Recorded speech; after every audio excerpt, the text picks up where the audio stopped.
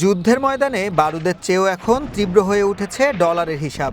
Israeli দৈনিক হারেৎজের এক প্রতিবেদনে উঠে এসেছে যুদ্ধে ইসরায়েলের বিশাল আর্থিক ব্যয়ের হিসাব। যুদ্ধের প্রথম ২০ দিনেই ইসরায়েলি সামরিক বাহিনীর ব্যয় দাঁড়িয়েছে ৬৪০ কোটি আমেরিকান ডলার। হারেৎজ বলছে প্রতিদিন গড়ে ৩২ কোটি ডলার খরচ করছে ইসরায়েল। যে গতিতে অর্থ ফুরিয়ে যাচ্ছে তাতে যুদ্ধের জন্য বরাদ্দ করা মোট ১২ বিলিয়ন ডলারের বাজেট কতদিন টিকবে তা নিয়ে দেখা দিয়েছে সংশয়। পরিস্থিতি সামলাতে সেনাবাহিনী এখন সরকারের কাছে অতিরিক্ত অর্থ চেয়ে আবেদন করার প্রস্তুতি নিচ্ছে।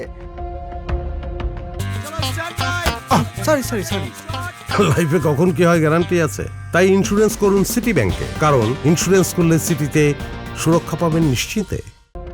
সংকটের মুখে রয়েছে দেশটির সামরিক সরঞ্জামও। বিশেষ করে ইন্টারসেপ্টর মিসাইলের ঘাটতি দেখা দেওয়ায় উদ্বেগ বাড়ছে তেল আবিবে। আনাদালু এজেন্সির তথ্য মতে জরুরি নিরাপত্তা সরঞ্জাম সংগ্রহের জন্য গত রবিবার ৮২৫ মিলিয়ন ডলারের বিশেষ বরাদ্দ অনুমোদন করেছে ইসরায়েলি সরকার। ক্রমবর্ধমান এই ব্যয় সামলাতে ইসরায়েল ২০২৬ সালের বাজেট পরিকল্পনা সংশোধন করতে যাচ্ছে বলে জানিয়েছে চ্যানেল ১২। ইসরায়েলের এই বিপুল ব্যয়ের প্রভাব পড়েছে আমেরিকার ওপরও। হোয়াইট হাউসের তথ্য অনুযায়ী এই সংঘাতে ওয়াশিংটন এরই মধ্যে ব্যয় করেছে ১২ বিলিয়ন ডলার। পরিস্থিতি সামলাতে পেন্টাগন এখন কংগ্রেসের কাছে আরও ২০০ বিলিয়ন ডলারের একটি বিশাল সম্পূরক তহবিলের প্রস্তাব পাঠিয়েছে।